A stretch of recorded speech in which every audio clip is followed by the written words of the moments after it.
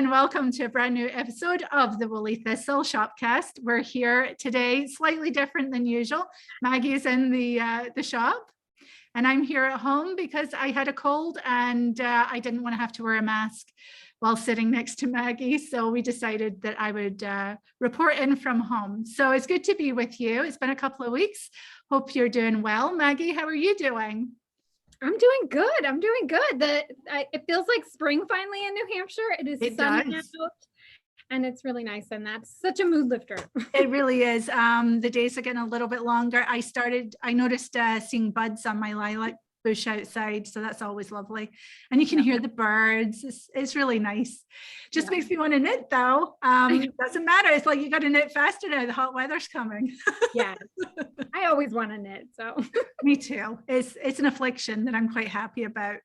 So what should we start with? Should we announce a winner? Yes. Could you do that? I have the winners here today. Yeah. So our first winner of a $25 gift card to the Woolly Thistle is Susie Hannah, and she said in the last Shopcast, another great episode, love the interview with Gudrun Johnston, and her work is so inspiring. Caitlin's cowl is gorgeous, and I will adopt the lining idea. That is very clever. Thanks to Emma for her perspective on knitting for joy. I'm in total agreement. Yes. Hard to knit something that isn't bringing me a sense of joy. I need to sometimes put something aside and come back to it rather than slogging through it. Thanks for the reminder, Emma. After all, we are in charge of our knitting. So that's so true. I love that. I know, I love that. So Susie, if you can email us at info@thewoollythistle, put winner in the subject line, and we will get your prize out to you. Yeah, congratulations. You've won a $25 gift card to the Woolly Thistle. And will we have another winner later, Maggie? We will have one more winner later. Okay. So yeah, we have been super busy, which is why we're not having a full-on show today. I say that though, if we talk long enough, it'll be a full-on show. But we are very busy getting ready for our Hap KAL, which is our first ever Hap KAL, and we are doing things differently. We are offering tickets to this event, which include many interviews and this beautiful bag, which is a really big tote bag with this specially designed, and on two sides as well, we've got the Woolly Thistle on the back, and on the front, we've got this specially designed Fair Isle-esque scene where she is wearing a hat and knitting, and there's sheep, and of course there's the rocky coastline, which I think is very evocative of Fair Isle, or at least Shetland in general, right? So anyway, Maggie and I are really busy getting ready for that. We have several people that we're interviewing. We're putting together the plan for the 6 weeks. And those of you who join will have lots of wonderful stuff to look forward to, including these interviews. We'll do a live Q&A. We're doing a cast-on party and, things like that. So for the $45 ticket, you do get that bag. You get a sticker and stitch markers. There you go. Really nice. Yep, a little tin of stitch markers. Is there progress? There's a progress keeper in there too. It's so really pretty. Let's see if I can get this open without them flying everywhere. So this goes for $45 and there's just a few left. There's a whole bunch of jump ring stitch markers. Yeah, I love jump rings. They're the best. And then this pretty. Oh, the tree. I think that's the tree of life. Very nice. Very pretty. So you get that as well, and you get all the content in the KAL, which is a 6-week KAL, and once a week we will be releasing the next thing for that KAL. And of course, we can't not mention that you can knit along free as well. You don't have to purchase a ticket, and we encourage you to do that. If that's your choice, that's totally fine. You'll have the Facebook group, and we do have a hashtag, Maggie. I keep getting it the wrong way around. What is the correct hashtag? The hashtag is TWT Hap KAL 2022. Correct. Right. So if you use that, you will find other people posting in our Facebook group about the Hap KAL. So do enjoy that. And please chat amongst yourselves in there. We'll be popping in as well. There is a private Hap KAL Facebook group as well, dedicated just, it's sort of like a pop-up group just for this Hap KAL as well. So if you have purchased a ticket, then you get access to that. And we've been blown away by the response. I think people are really excited about this, and we are too. And we do understand that not everybody wants to buy a ticket, and that's completely fine. And we do welcome you. And we will be chatting in the general Facebook group as well. And we have a thread in Ravelry, Maggie, don't we? We do. There's a thread in Ravelry. There are people chatting in our larger Facebook group. There's lots of chat in the Hap KAL Facebook group already. Yeah. I think I've seen the hashtag used once or twice on Instagram. So wherever it is you'd like to participate and join us and knit your haps, or just watch other people knit haps. Sometimes that's fun. Yeah, exactly. Welcome to participate at whichever level works best for you. Absolutely. Everyone's welcome. And we're discovering lots of beautiful haps. We have populated the shop with some kits, though. I think the Hansel Hap has sold out, Maggie, as of time of recording. Yeah, we're working on some alternative colors because there's just a few colors in the Hansel Hap kits. With the colors recommended by Gudrun in the pattern that we're just not able to get enough of. So we're going to put together some alternative colors and put I think production is still pretty tight due to COVID, and it's definitely opened up more than it used to be, but we still hit the limits of what they're able to produce sometimes. And I think that's because of COVID and just social distancing and that sort of thing. But luckily, the Hansel Hap could be knitted in many different combinations, and I haven't decided quite what I'm knitting yet, although the Hansel Hap is definitely a front runner. But behind you on your left, oh well, that's the Hansel Hap. That's the one I knitted before. And on this side, this is the Valvrade Hap, which I knitted in Berlin yarn 4-ply, but this could be knitted in any 4-ply yarn. And we can't really see the lace work there, but it is a beautiful triangular hap, really big. And Can we take it down? Sure. It follows the hap construction where you start in the middle and there you go. And then you add this lovely lacy border, and then you apply the edging at the end. Really nice. I think this would look really pretty too. And I don't remember if Emma did this, but in Daughter of a Shepherd, in her Heritage 4-ply. Yes, exactly. Lace would just really open up. No, yes, I knitted mine in Hebridean yarn, which definitely, I don't think we have that. Isn't it nice? I know. And you have Armscott Black Welsh Mountain, which is a lovely dark. I do. I didn't bring it with me today because I have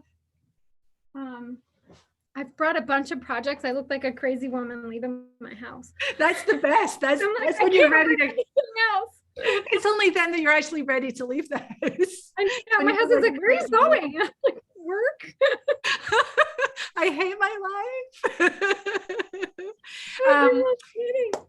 So I think that would be good in any 4-ply yarn actually, but the fact that it's in Hebridean makes me think of Daughter of a Shepherd, her Heritage, or the Broom in 4-ply would be really good. Or if you've ever bought our Armscott Manor in the Black Welsh Mountain, that would be really nice too. So but you could do it in any 4-ply yarn for sure. Yes. Jameson Smith even. Yeah. So that's a nice one. Okay, Maggie, so enough about the Hap KAL. We are excited. I think suffice to say, there are a few tickets still going, so I'd hurry on over if you're interested in that. And we are going to keep working on the content. And yes, we have a wonderful list of experts and Shetlanders lined up to chat with us, including Elizabeth Johnston, who is shetlandhandspun.com, and she is a true expert about haps and hap construction, and she was actually a past patron of Shetland Wool Week. Of course, we have Gudrun Johnston, no relation as far as I know, and she too is a native Shetlander. She lives in the States now, though, but she's the designer of the Hansel Hap, and she too is a past patron of Shetland Wool Week. My goodness, Ella Gordon is also a past patron of Shetland Wool Week, and she works at Jameson and Smith and is also a designer and a Shetlander. And of course, Donna Smith, who is also a patron of, I didn't realize that. That's a happy accident. They are all 4 of them past patrons of Shetland Wool Week. And they are all Shetlanders and all very knowledgeable about haps. So we talked to each of them. We actually might have 1 or 2 other interviews happening, but I'm not going to mention them yet because they're not definite. But I think even with those 4, we are going to have a really great insight into haps, and very much worthwhile. So I hope you find that interesting. Okay, so let's move on with the show, shall we? Right, so why don't you tell us what you're wearing? Well, I'm wearing this lovely cardigan that I knitted, designed by Donna K of Tree Life Knitter. And this is my Start Hardy, which has a whole origin story of its own, but it's got set-in sleeves, and it's just a little box construction. It was knitted in the round and then steeked. I haven't finished my steeks. I haven't even secured them. This is knitted in Jameson and Smith. I probably could tidy that up a bit, but everything behaves and stays tucked in that I've never had to. It's got a shoulder seam join here, and then the sleeves were set in. So you can see all my mistakes. Which one did I knit first? No, I can't find it. Anyway, I think this is it. I had to learn how to increase the sleeve in pattern, and you can see, and I left it in because nobody will see it, and I like showing it. Yeah.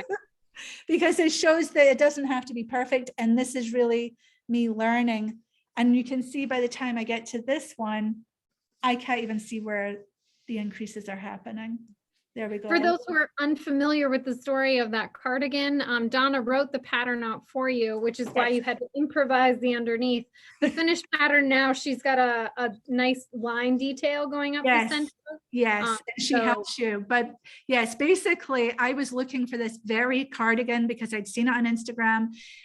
It was for sale in a shop in Sweden, and it was really expensive. And I thought, no, I can knit this.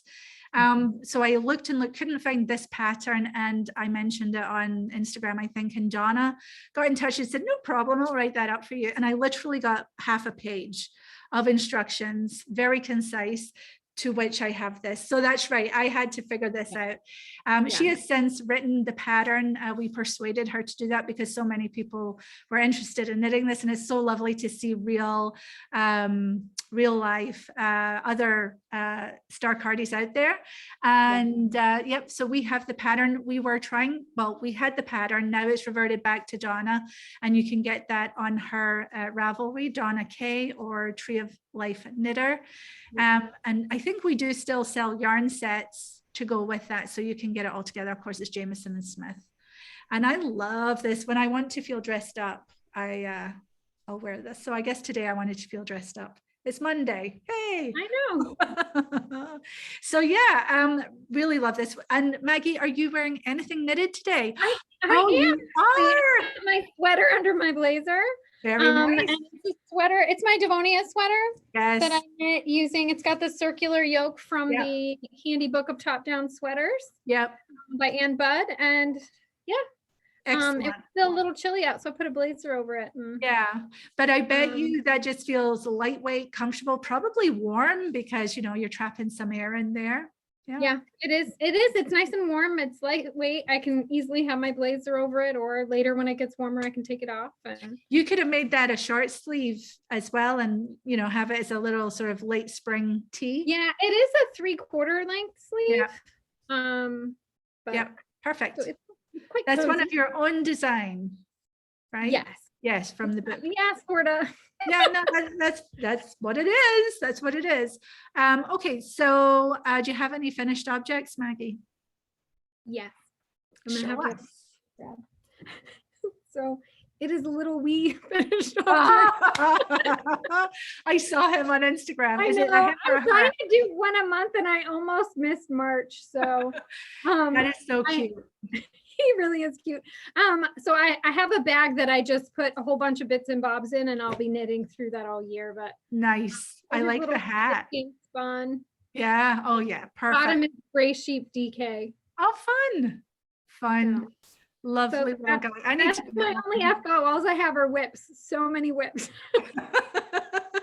Well, that's good. You can just, throw him together really fast. I have one FO and it is, oh, how nice.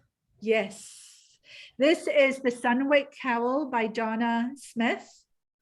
It's damp right now. It's blocking, but you can see inside. Very, very fun, easy pattern to follow. And I knitted this in Uradale DK.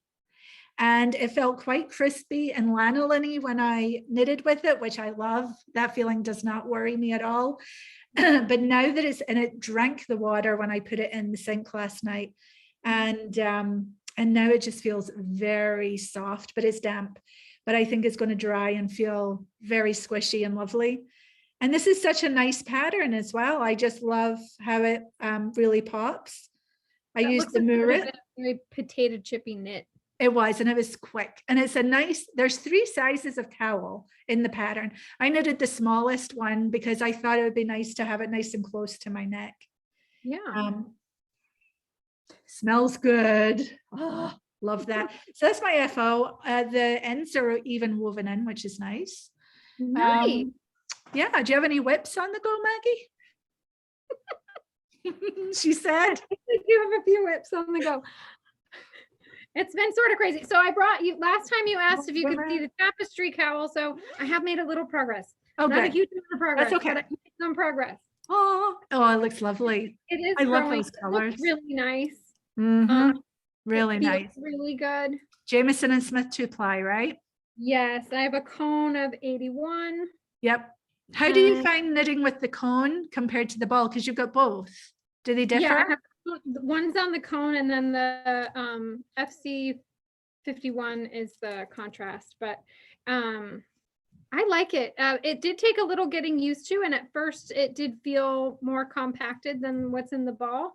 But it all evens out, and as I keep manhandling it, you can see that it's fluffing up. Yeah. As soon as you set that in water, the cone yarn will just bloom, as will the ball as well. And it's really nice. I can tell. I like knitting with the cone. You just kind of plop it there, and it stays there, as opposed to like I've already dropped a ball. Exactly. Yeah. Yeah. I am enjoying it. Are you being mindful at all with your gauge, trying to give the cone a little bit more space to sort of fill in, or do you not need to do that?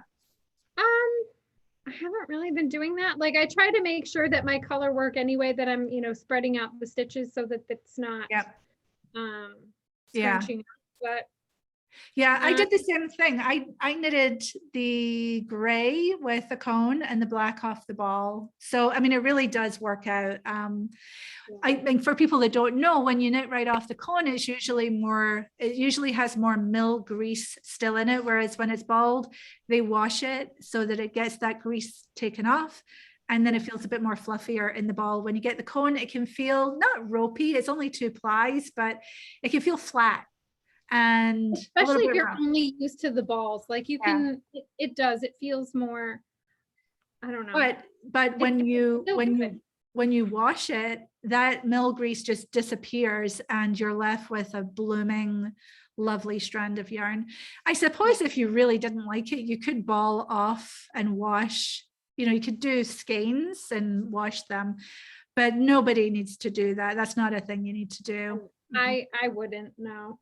I have heard too that on the cone, weavers like it on the cone. Absolutely. Not just because it's easier to get on their loom, but also I think the grease protects probably all that shuttle moving and things. I knitted the Hansel hat behind you with the cone in gray as well, and you can see how fluffed up that is now. That looks on my screen anyway, it looks plumpy. So it is. Yeah. So that's one whip. Good. Do you have more? I do. So I brought my vanilla fluff. I've still been working on that. I've made good progress. Oh, by the way, the comments, people are loving this, and quite right. Look how fluffy it is. That red is lovely. Fluffy, and I've made good progress. Yeah, you're in the going round and round stage, which is totally potato. It's really nice. It's like I have to be pretty awake and alert with the tapestry, which is probably why most of my knitting now feels like it's at night. And there was one row where I'm like, nope, that's not right. Nope, that's not right. All right, time for a vanilla sweater. Back to the vanilla. That's the beauty of it. Yeah. So, but I love Very this. nice. I've tried it on thanks to the barber cords, and it's just it's so good. It looks so good. The color on you, it just makes your little pink cheeks. It highlights the colors in your skin. It's lovely. And it just looks fluffy and lovely. It's so good. It's so good. And this is for anyone who wants to know, it's 41.20, and the plum is color 174. So we do have there you go. So I think it's really interesting to note that the plum is not the same color as the yarn itself. So you can deviate a little bit. I think so long as you're in the same family group, or if you want to do a marled, you could go completely different. Right. If you wanted to be more bold, I think you've got lots of playful options, but yes, yeah, that's pretty. It adds a little. Yeah, there's a little shimmer. Mm-hmm. Yep. Really nice. Really nice. Do you have any more whips?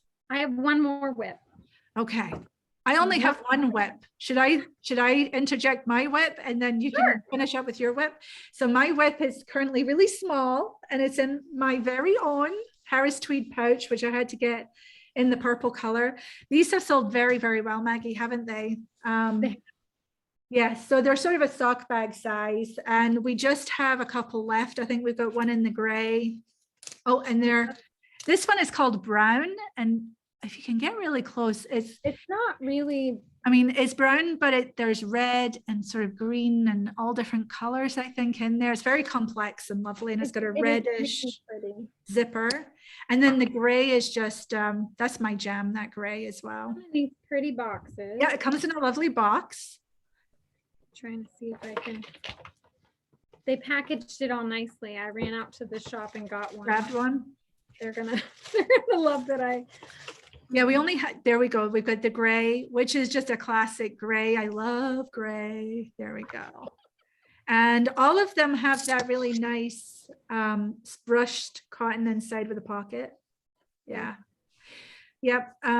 Really happy with these. So we are almost sold out except for those two colors. And I think we'll be putting in another order for more bags because these were definitely a hit, which just makes me happy. I love that we're branching out into woven woolen fabric here. This is 100% Scottish Harris Tweed from the islands of the Hebrides.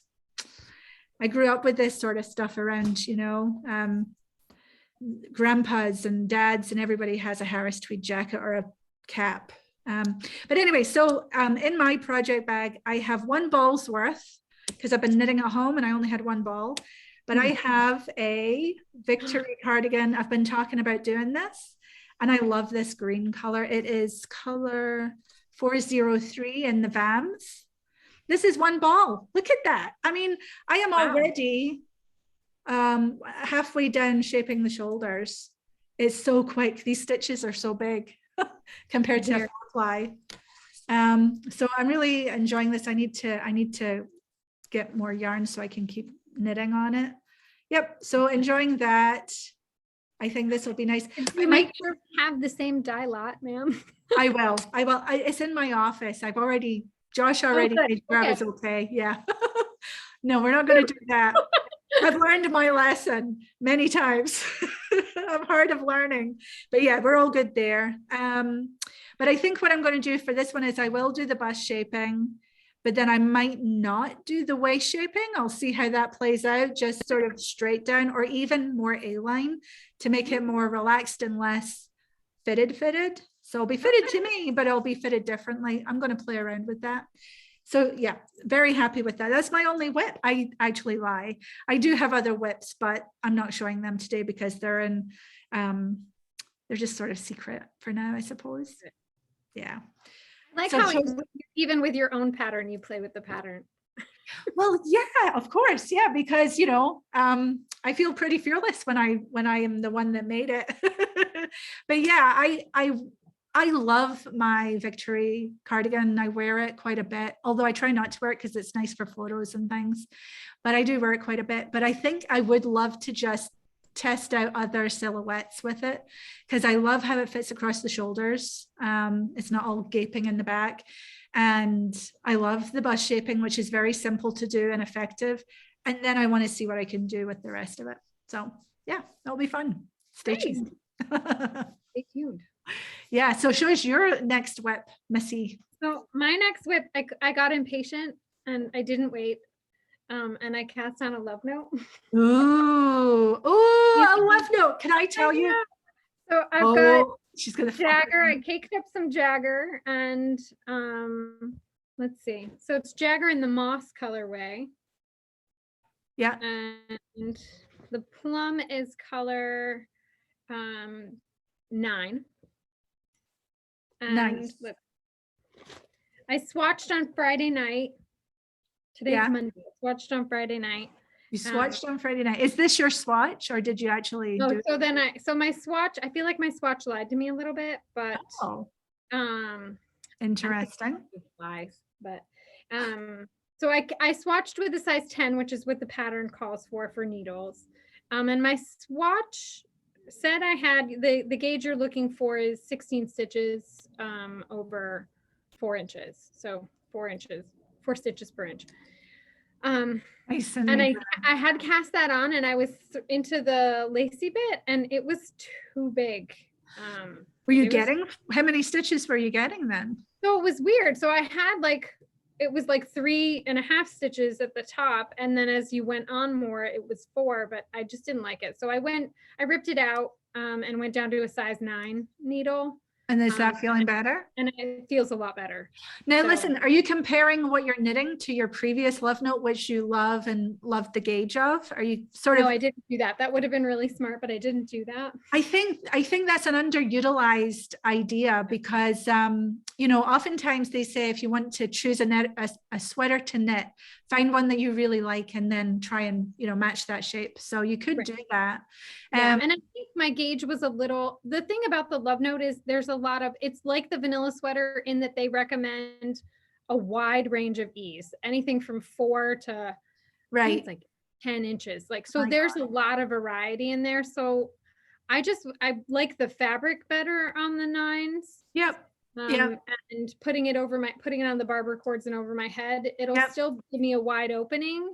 But then you add the ribbing at the top too, that'll cinch it in a little. So I like this much better. Lovely. Oh, there we go. Really is the lace nice and easy? The lace is pretty easy. Yeah. Good. We had a bajillion comments on the last episode for your love note, and yes, please, we want kits. So not only are you knitting for joy right now, Maggie, you're knitting with a purpose. Well, and that's the thing. I wanted to make sure the idea of using Jagger and Plum really would work. And I think it's going to be gorgeous. So fantastic. Fantastic. Yes, we will. Okay. We can get gauge. We will have yarn sets. Okay. We'll have yarn sets for the love note. Is this a good beginner knitting project, would you say?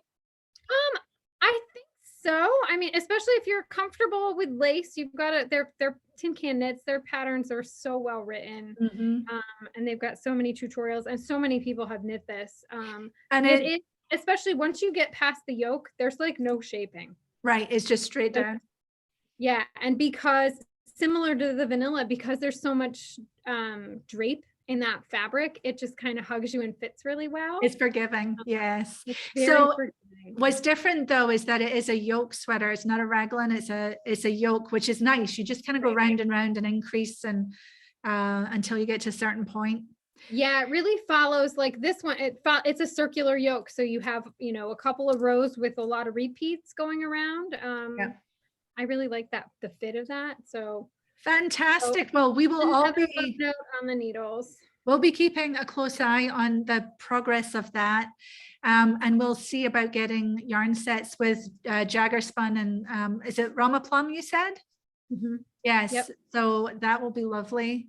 And where can people get the Tin Can Knits pattern? Right off of Ravelry, I assume.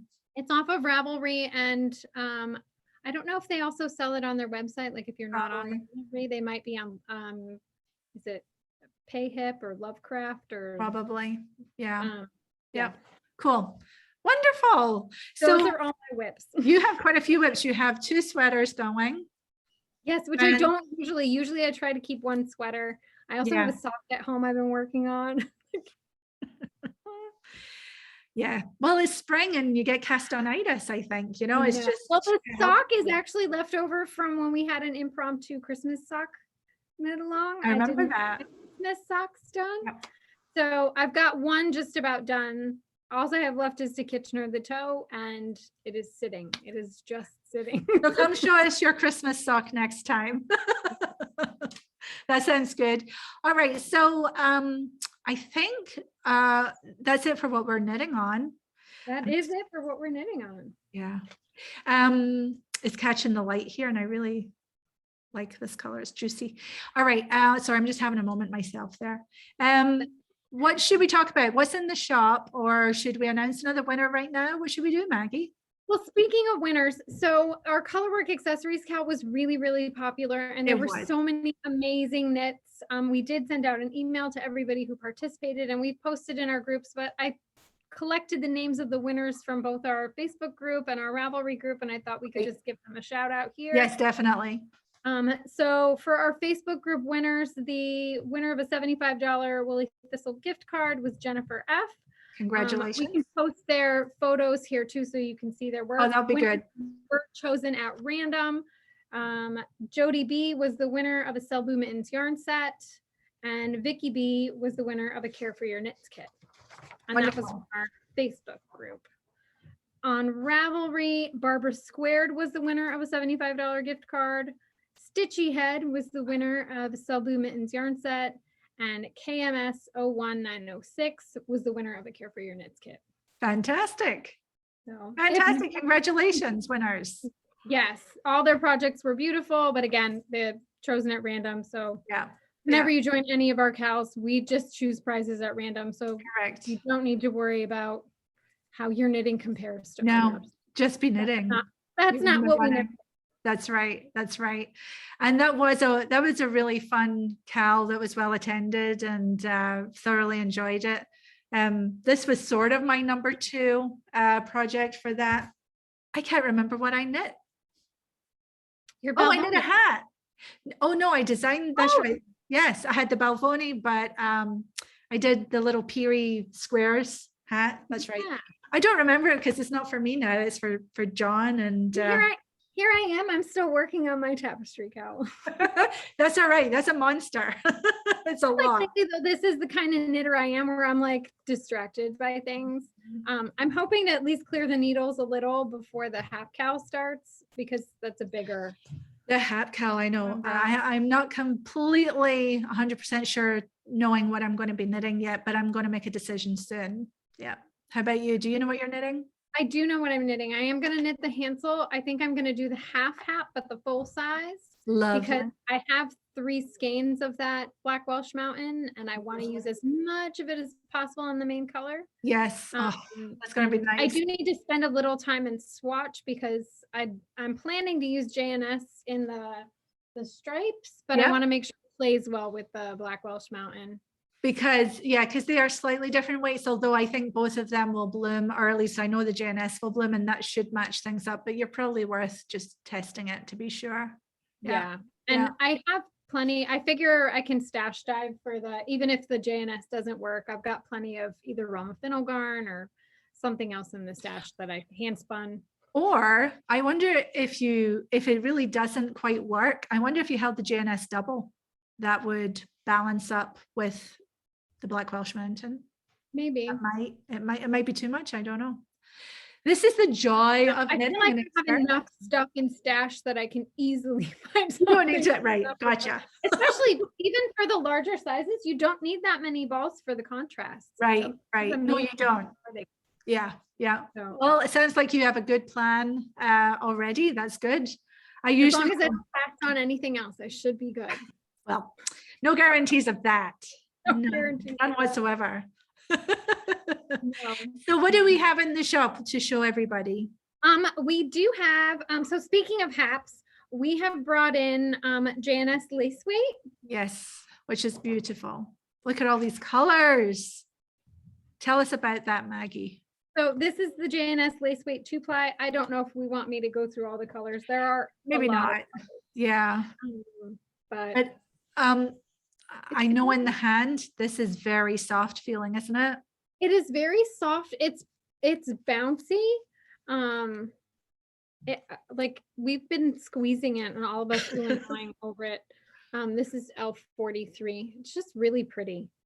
I think the L is for lace, just to differentiate it. I think the colors very much coincide with the 2-ply, but they put the L in front of it for lace weight. So you've got 54.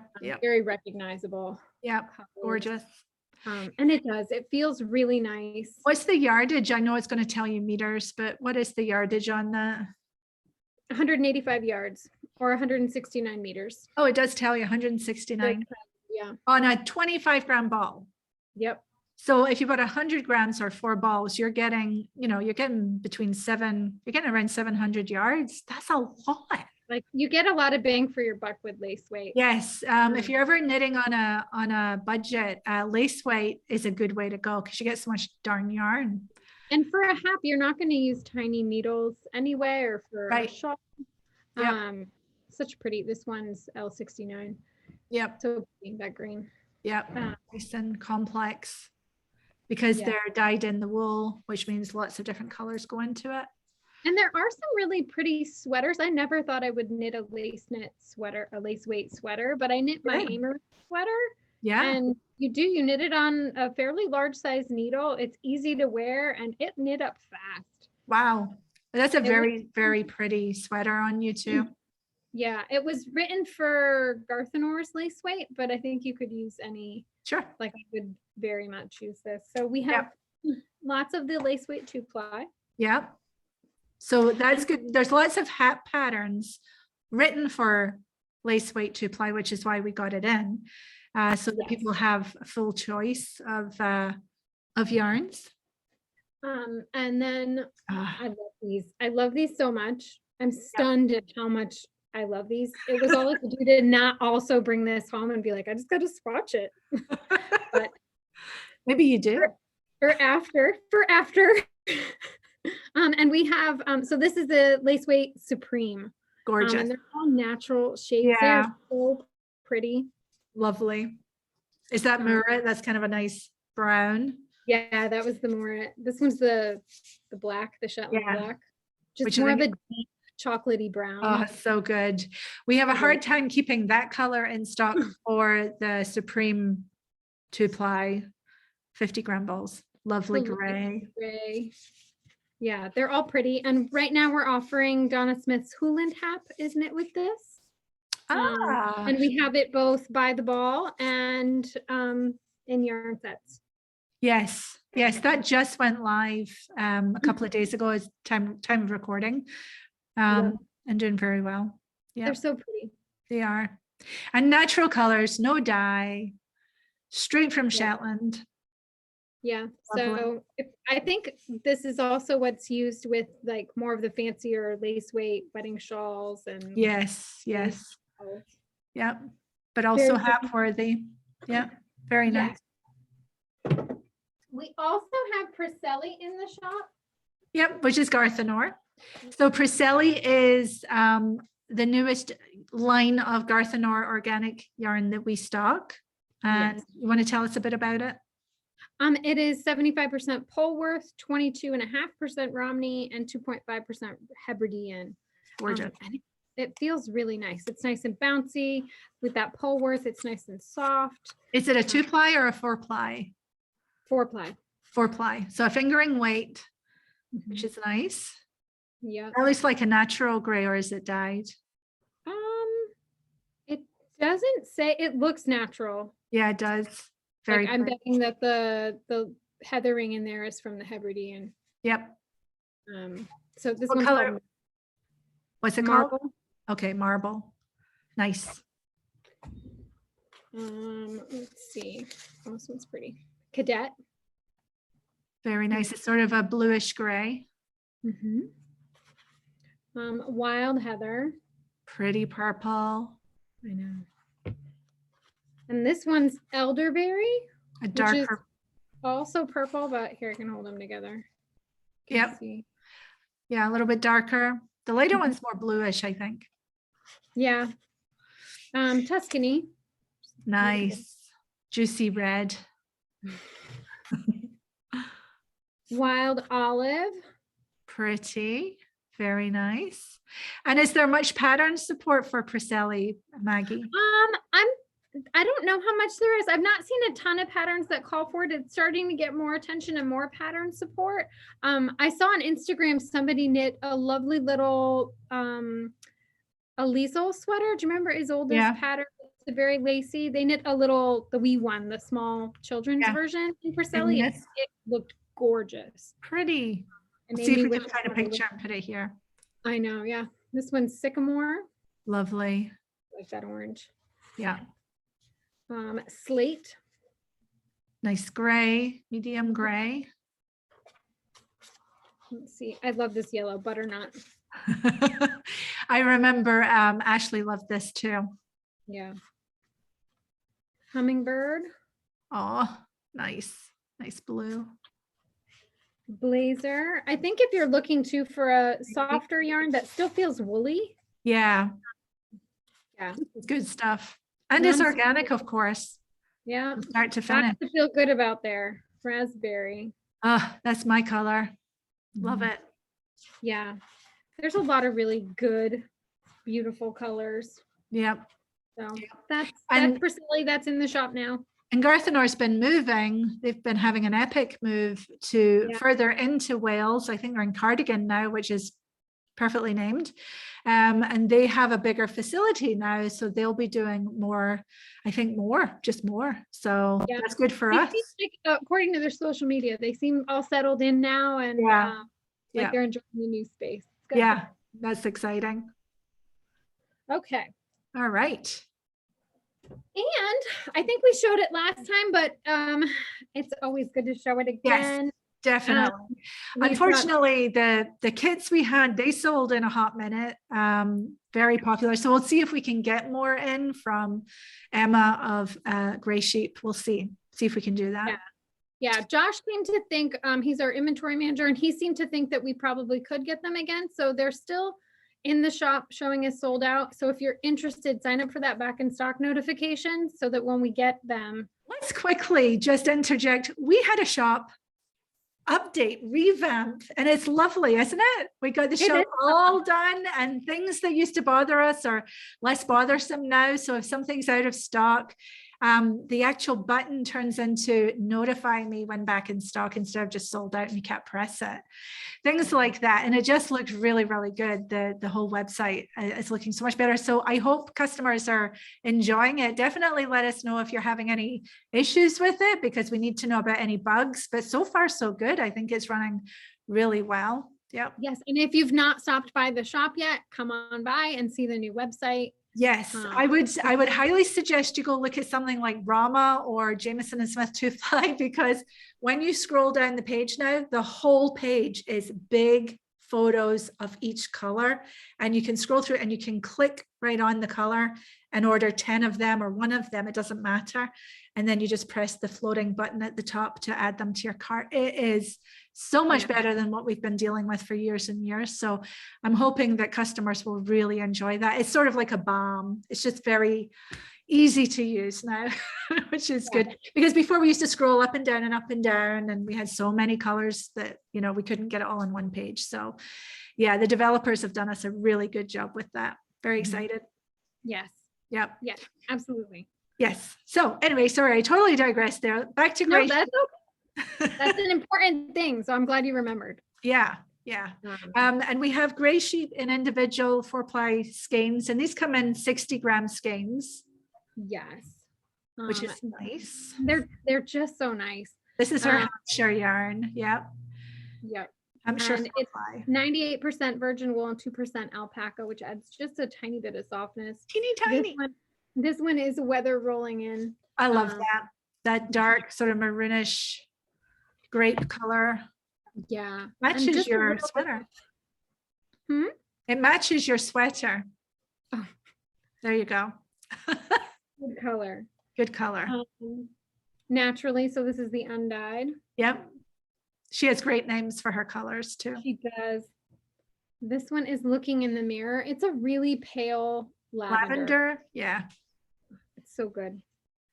Look at these three together. I know. This would make a gorgeous hat. Yes, it would, wouldn't it? Yes. Good idea. I love this one. Mouse in the house.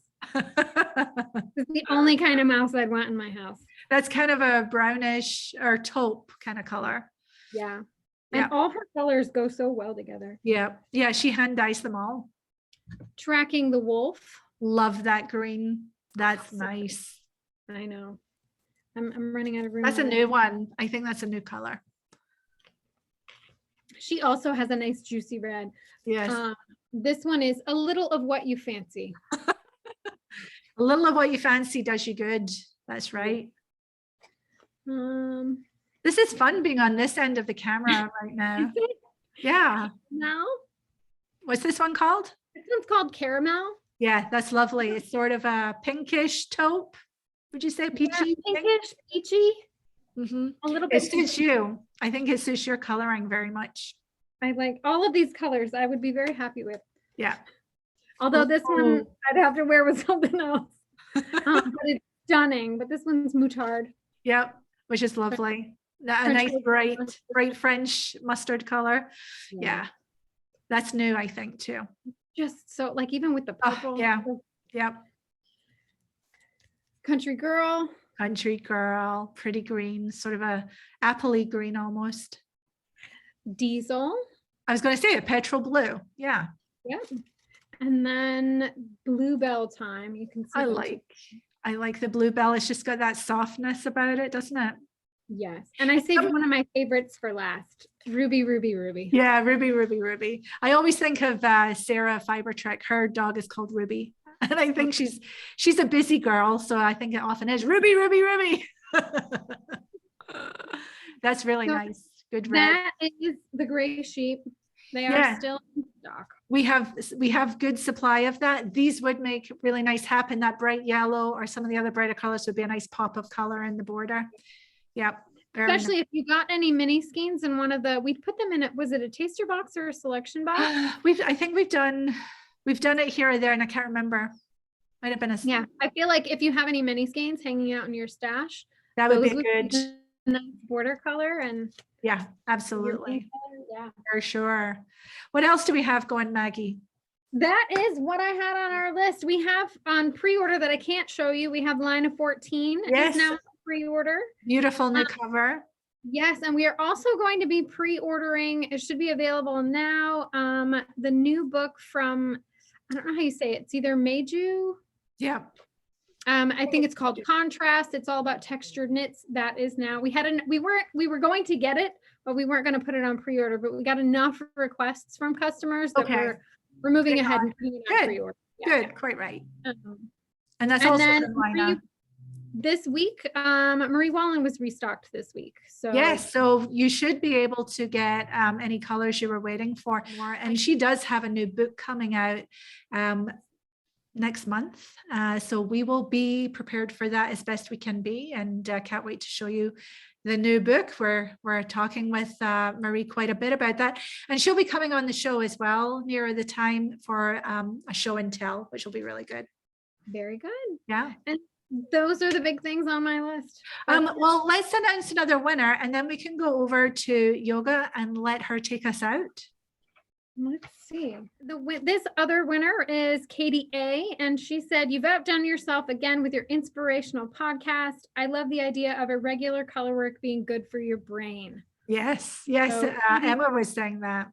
Yeah. Yep. Katie A, you are a winner. If you can email us at info@thewoollythistle and put winner in the subject line, we will get your $25 gift card out to you. Congratulations. Thanks for watching. That's great. So hello, Thistlers. We have a special video for you that we forgot to introduce. Rachel on Fair Isle is joining us again this month with a segment of sharing her life with us, crofting on Fair Isle with her beautiful lambs. So here you go. Here's a video from Fair Isle. Thank you, Rachel, for sending your video. We hope you all, we know, I haven't watched it yet, but I know you're going to enjoy this segment. Well, just take a look at this. What a change in the weather. We actually have sunshine and blue skies. and you can't really tell, but there's hardly any wind at all, so it's nothing short of a miracle. Here we've got a mixture of the sheep in here.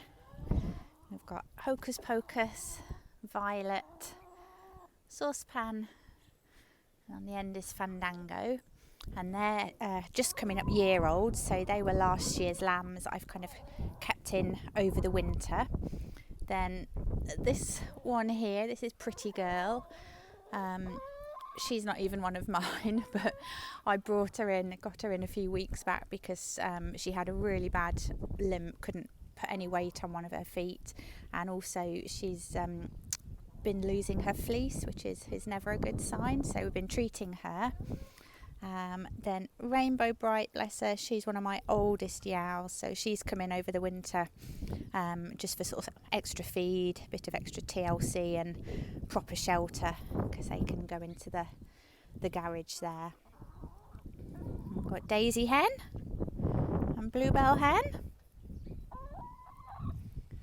Let's go see what else is going on the croft at the moment. Hi Maple. Hi Maple. Hello Conker. You saying hello? Hello Humpty. Hello, hello. Hello Busby. Look at those horns. Look at those horns. Handsome boy. Hey, there's Tiny Lamb. But yeah, you can see what a difference it's already made. We've had, I think this is the third day we've had of reasonably settled weather. We've not had any rain, and as you can hopefully see, the ground is starting to dry out. This bit, which was just complete bog, is still quite squishy, but you're not sinking in 6 inches when you put your foot down, which is great. Hey, are you all saying hello to the woolly thistlers? Saying hello to the woolly thistlers? You can give them a kiss. Big kiss from Tiny Lamb. Sagey, Sage. There's Pork Pie. There's Birchwood. There's Marble. Busby we've seen. Who else? Maple we've seen. Roller Cola. There's Percival. Lancelot.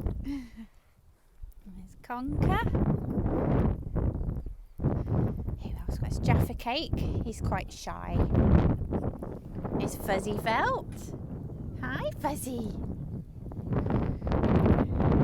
That's Blackjack. He's a timid one, and his best pal Hoggle. They were 2 that came off the hill a couple of years ago, and they've never really kind of tamed. We've got Barnacle. Ernest. A few more interested in the hay net. There's Teeny Tiny. Not that teeny tiny anymore, are you? And this one, fluffy one here, this is Sir Didymus. You saying hello? Good boy. Tiny Lamb, Galahad. Are you saying hello, Jaffa Cake? Oh, Humpty, don't sneeze. Thank you. And the last one I don't think we've seen yet is Peanut. He's Peanut. Are you trying to eat it? So, hurrah for the arrival of spring. Hi Woolly Thistlers, it's Rachel from Barkland Croft here in Fairall, and we have an absolutely glorious day here today, so I thought I'd come outside and do a little bit of filming. The sun's a bit misleading though, because it's still a cool breeze, so you might be able to see my goose pimples on my arms. So we are just at the start of April, and we're coming up towards lambing. Some of you will know, yes, we are. So despite my plans not to get any of my yows in lamb this year, thanks to next door's escaped ram and also one of my Shetland rams escaping while I was away, I have 5 yows that are in lamb at the moment. And the first 4 of those are due on the 9th of April, so that's just about a week away from now. Who have we got? And if you can see, this is Patchwork behind me. You can say hello. Say look. And she is my one and only Suffolk sheep. And she's very friendly. She was the very first, or one of the very first caddy lambs that I had. My neighbour Ian gave her and another one to me when I first moved here. So that just meant that either her mum had triplets and could only raise 2, or perhaps her mum died or something. So a caddy lamb is what we just call a lamb that's been bottle fed, basically. So she is, not sure if you can see, but you see the bulge on her. She is very heavily in lamb. All the years that I've had her, that she's been in lamb, she's had twins, so she'll probably have twins again soon, but she's definitely soon due. And then this is Ludo. You might be able to see she's got a bit of a blue foot. That's because she's got a poorly foot at the moment. It's a bit of an infection, so she's been brought in, so she's having a course of antibiotics and antibiotic spray as well. And she was a lamb from a couple of years ago. Her mum is Butterscotch, who's one of my smiley sheep, who I named one of my shades of wool after. And her brother Lancelot is in my boys' park next door. And I'll pop a photo in here of a couple of days ago when they met up again for the first time in about a year, which was really, really sweet. I'd really like to say a big thank you to all of you, not only for your support, but also for your kindness, because I received 2 lovely things in the post these last couple of weeks. First off, I have this gorgeous card. You can see it from Annette. Thank you very much, Annette. And I think this looks a bit like Patchwork, a big round Suffolk sheep.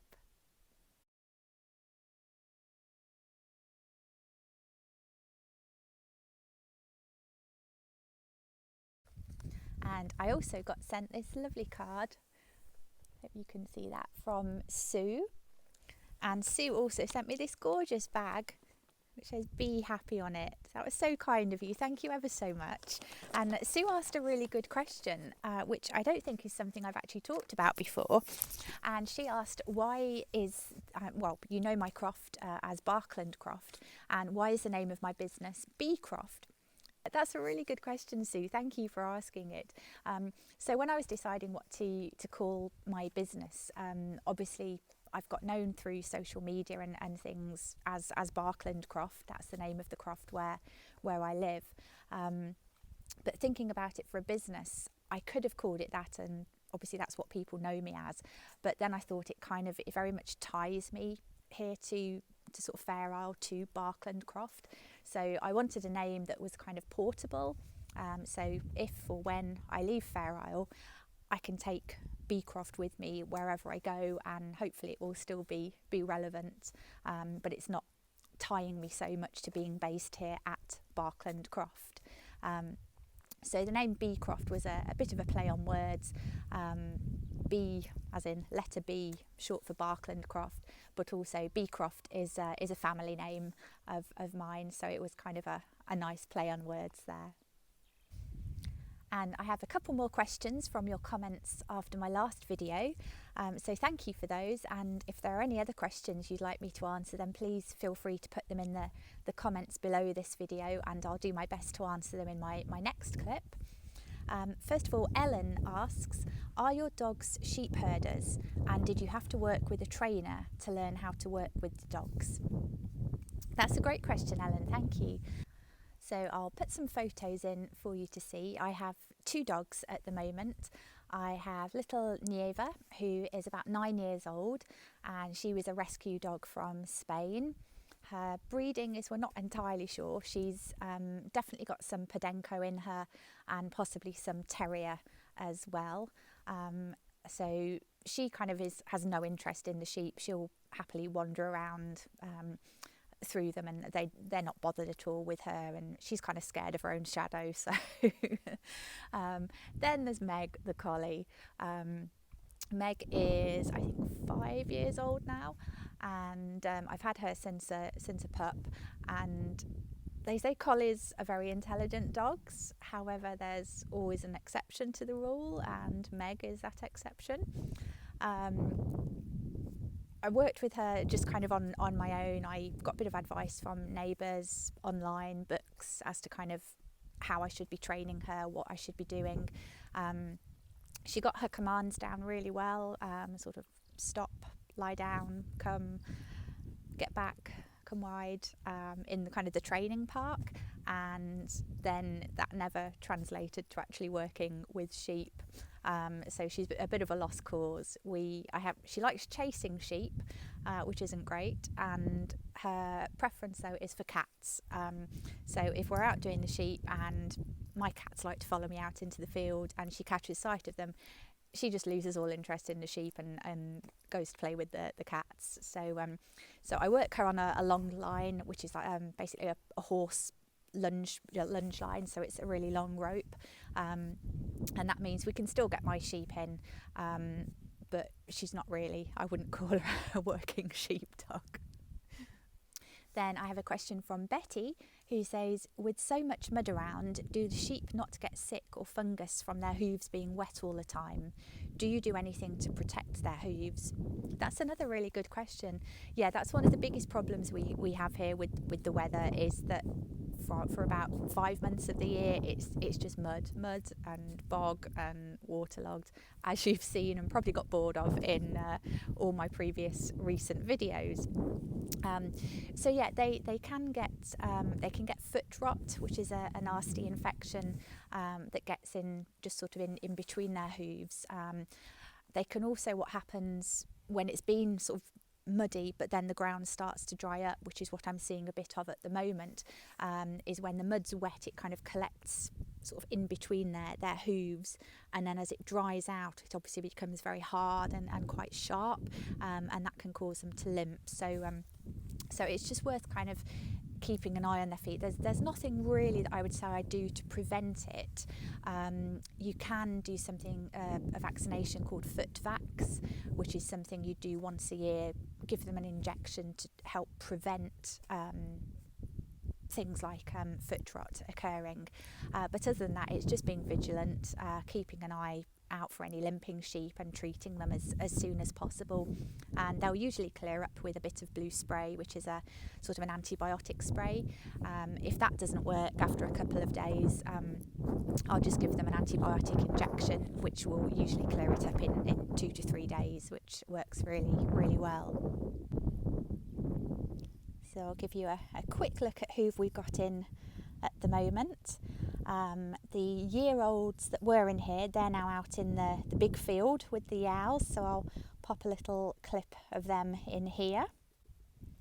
So that's Violet and Saucepan, Big Girl, Hocus Pocus, Fandango, and Midnight. They've all gone out.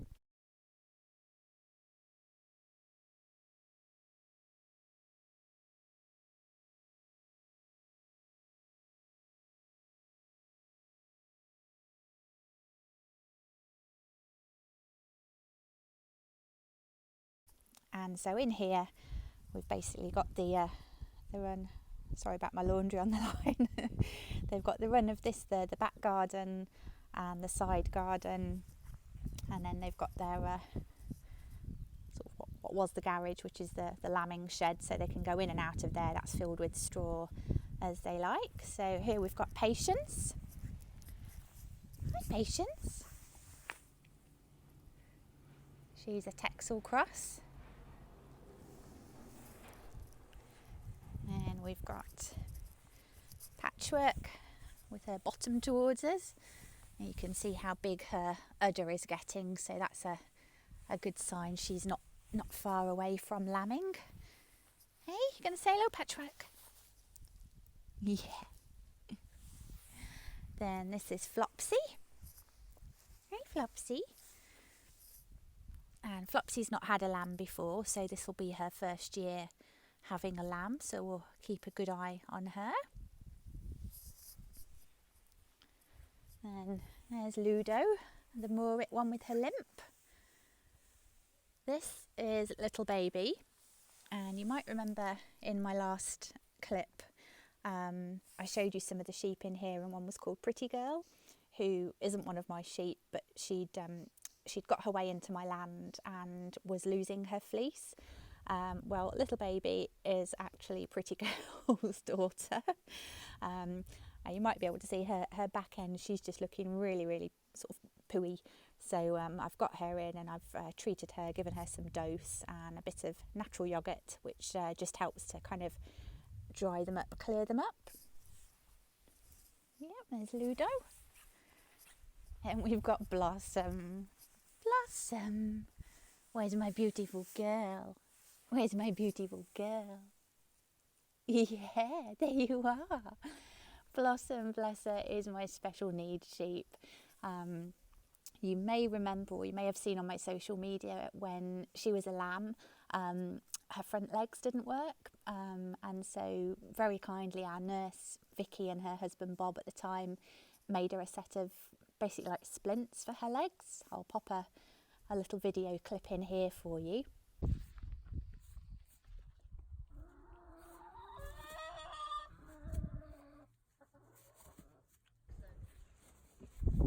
Oh, that's good walking.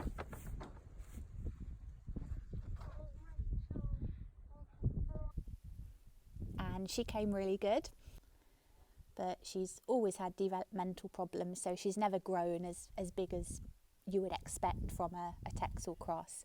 And she has a wonky jaw, bless her, as you can see, but it doesn't stop her. Hey? And unfortunately, I would never have planned on, good girl, on breeding from her, but unfortunately, while I was away and my Shetland ram Busby got in, he managed to get in with her. So we've got a round little belly as a result. So she's got about another 3, possibly 4 weeks to go before she lambs. So definitely be keeping a very close eye on her. And then we've got Snowball. Hey! Hi, Snowball. It's all right, it's just a phone. So she's one of my older Shetland yows. She was actually retired. I wasn't ever going to breed from her again. Hi Bluebell, you want to say hello? But unfortunately she was one that the next door's Texel ram got to, so we'll see what happens with her. But we're all set up for lambing. So I'll show you what we've got. No, you're not coming in, Patchwork. Stay there.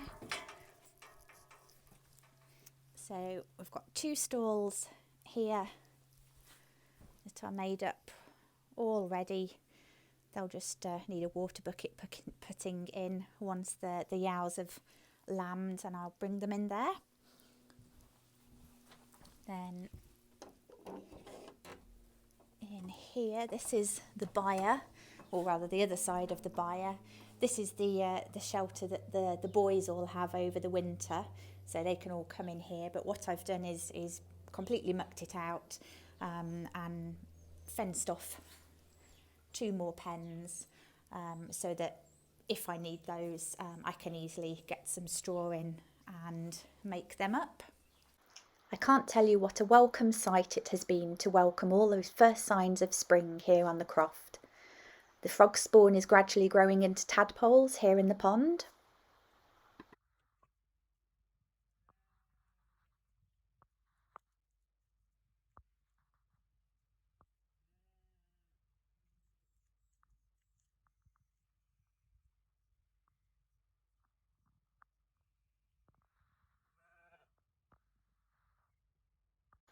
My little primrose plant is growing.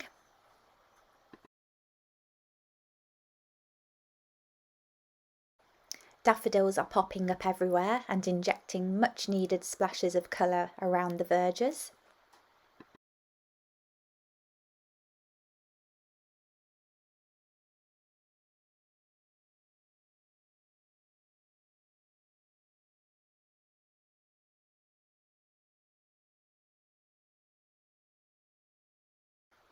and we've been experiencing some absolutely beautiful sunrises and sunsets.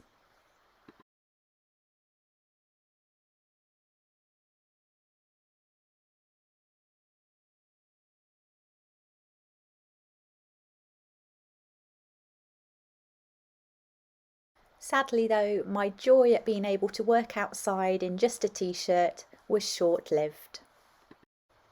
In Shetland, the last 3 days of March, so the 29th, 30th and 31st of March, are known as the burrowing days, and these 3 days are said to represent the weather to come in the summer months of May, June and July. So seeing as we had snow for all 3 of the burrowing days, it's not looking too good for our summer here on Fair Isle. And if the snow wasn't enough to deal with, we then went back to torrential rain for 24 hours. So everywhere is back to being muddy, waterlogged, flooded. So yeah, hopefully the sun will come soon and proper spring will arrive and dry everything up. Thank you so much for watching, and as always a huge thank you to Corinne, Maggie and the rest of the Woolly Thistle team for allowing me to bring these postcards to you. God willing, I'll see you next month, and hopefully by then we'll have some more sunshine and I'll be able to bring you lots of cute lamb spam. Bye bye. So Maggie, I think that's it for today. I've really enjoyed chatting with you over Zoom. I'm glad we were able to make this work, and it's time now to let Kim of Turning Ground Yoga take us out. Please get up and do the exercises. We're hearing from you that you like that. We are working on a playlist. If we haven't got it up already, it'll be up soon with just Kim's yoga segments in it, so that you don't have to watch a whole episode of us to get there. It'll have its own playlist soon. So, well, Maggie, I think that's all we have for this time, which was great. We talked for about an hour, and not too long, not too short, which is nice. I've really enjoyed being able to connect with you this way over Zoom rather than having to sit it out. So that's been good. And yeah, I think all that's left to say is, if you go out, take your knitting. Bye. Bye.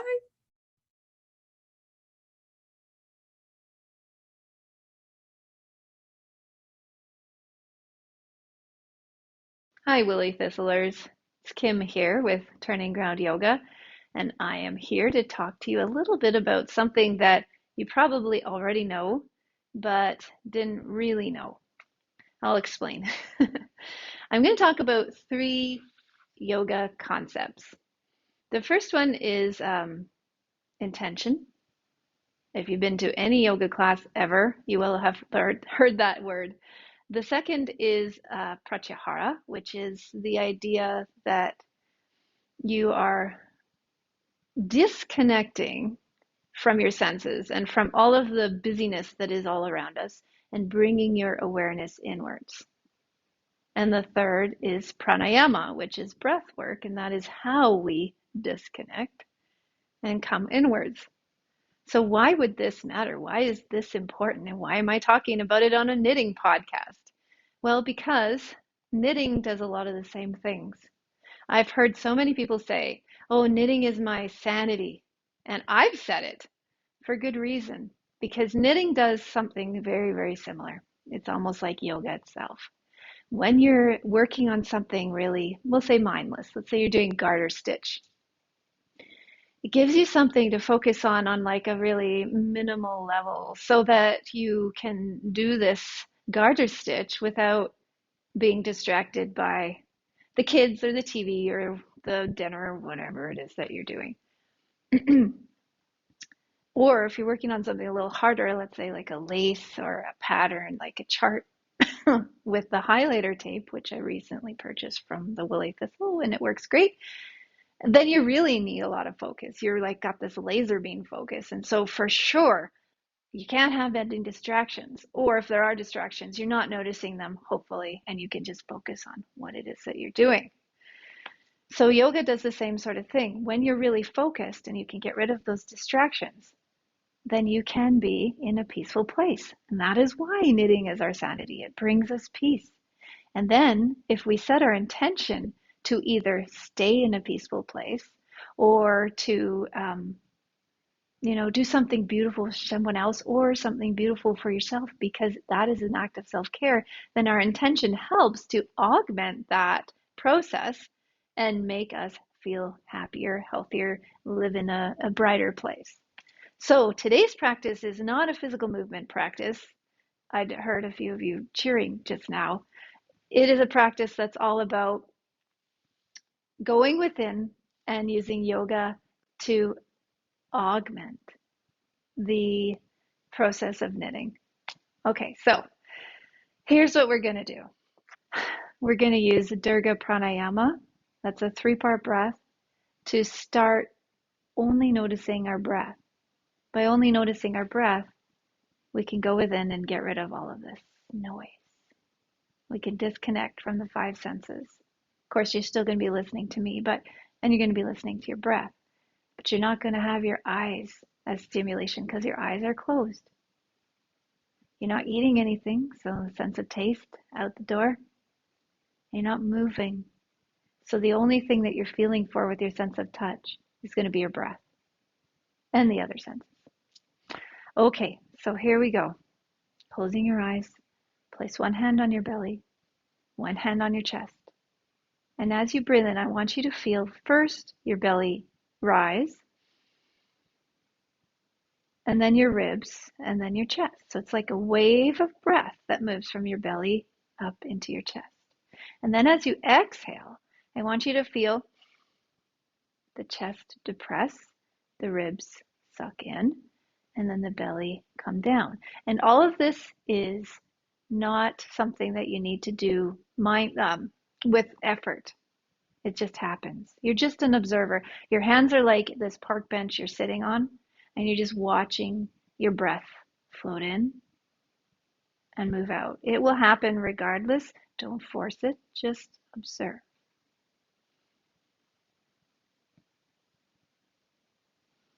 So we're going to do about 5 breaths. Just watching, just feeling,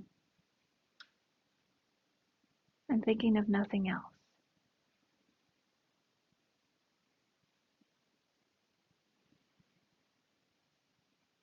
Now, sometimes a rogue thought does pop in, like, oh, I forgot to take the meat out for supper. Or, what time was I supposed to pick the kids up for swimming lessons? Don't worry about those thoughts. Just acknowledge them, see them, say, oh, there's a thought. It's like a cloud passing in the sky, and then let it go. Because you know what? Those thoughts will come back. They'll be waiting for you. Don't worry about it. And now I want you to bring your awareness to your nose and listen to the sound of the breath through your nostrils. So you're feeling with your hands and you're listening to your nose.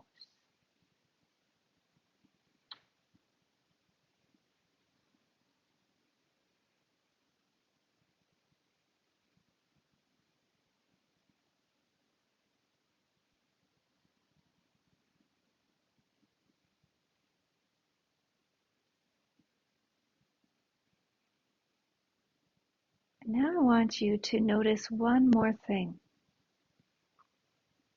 Your energy, your thoughts. You see, energy flows or thought goes. So if you're thinking about something other than yourself and your body and your breath right now, your energy is going to be like, fishing line way out there. But if you keep bringing your thoughts back to what you're doing right now, back to the feeling of your body moving, 1, 2, 3, 1, 2, 3, and the sound of your breath moving through your nostrils, then your energy will be here too. And when your energy is here in this moment, you feel peace, contentment. I like to say that you've come home. And this is a perfect place to knit from. So here from this centered place, set your intention to let knitting fill you up.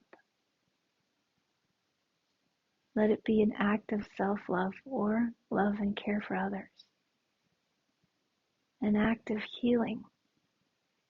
An act of grounding.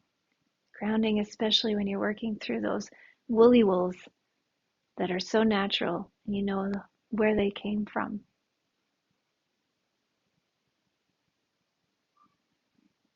So yoga and knitting, they're pretty closely related, especially at their very heart.